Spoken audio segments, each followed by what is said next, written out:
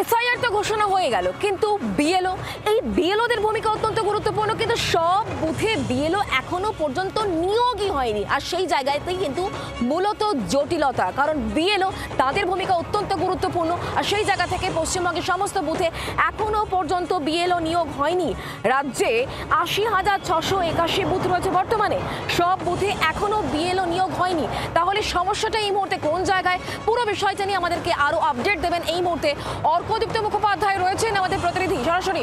Arkadipta, BLO নিয়োগ নিয়ে একটা জটিলতা রয়েছে, তার মধ্যে এসআইআর ঘোষণা করে দেওয়া হলো, তাহলে কি স্ট্যাটাস এই মুহূর্তে?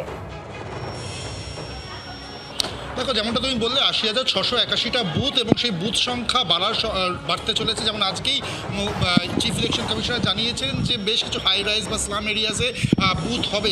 সব মিলিয়ে যেটা জানা যাচ্ছিল যে প্রায় ১৪,০০০ মতো বুথ বাড়বে, প্রায় ৯৫,০০০ মতো বুথের সংখ্যা হতে চলেছে টোটাল আসন্ন বিধানসভা নির্বাচনে। যে খবরটা আমরা এই মুহূর্তে পাচ্ছি, এখনও কিন্তু পশ্চিমবঙ্গের সব বুথের জন্য বিএলও রিক্রুটমেন্ট শেষ হয়নি।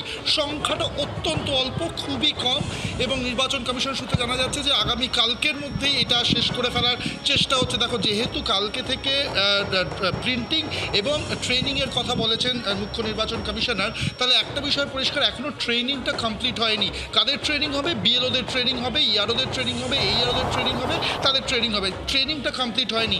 ট্রেনিং কেন বিএলওদের কমপ্লিট এখনও পুরোপুরি করা গেল না? কারণ সমস্ত জায়গায় বিএলও রিক্রুটমেন্টে দেরি হয়েছিল, ফলে সেই বিএলও কিন্তু এখনও পর্যন্ত জানা যাচ্ছে সংখ্যাটা, আবারও বলছি, অত্যন্ত কম। যদি সব ঠিক থাকে, যেটা কমিশন সূত্রে জানা যাচ্ছে, কালকের মধ্যেই বিএলওদের চূড়ান্ত তালিকা তৈরি করে ফেলতে চলেছে মুখ্য নির্বাচনী আধিকারিকের দপ্তর। তবে এখনও পর্যন্ত যে খবর, এখনও কিন্তু সেই তালিকা চূড়ান্ত হয়নি, ফলে ট্রেনিংয়েও কিন্তু এই কারণেই ট্রেনিংটাও ডিলেড হয়েছে।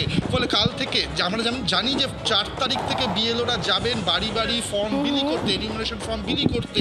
ফলে ৪ তারিখের আগে কাল থেকে ৩ তারিখ অবধি যে সময়টা, সেই সময়টায় কিন্তু তাদের ট্রেনিং দেবে। এই জন্যই হয়তো এই উইন্ডোটা রেখেছে জাতীয় নির্বাচন কমিশন। শুক্লা, বাংলার আওয়াজ, বাঙালির আবেগ, জি ২৪ ঘন্টা।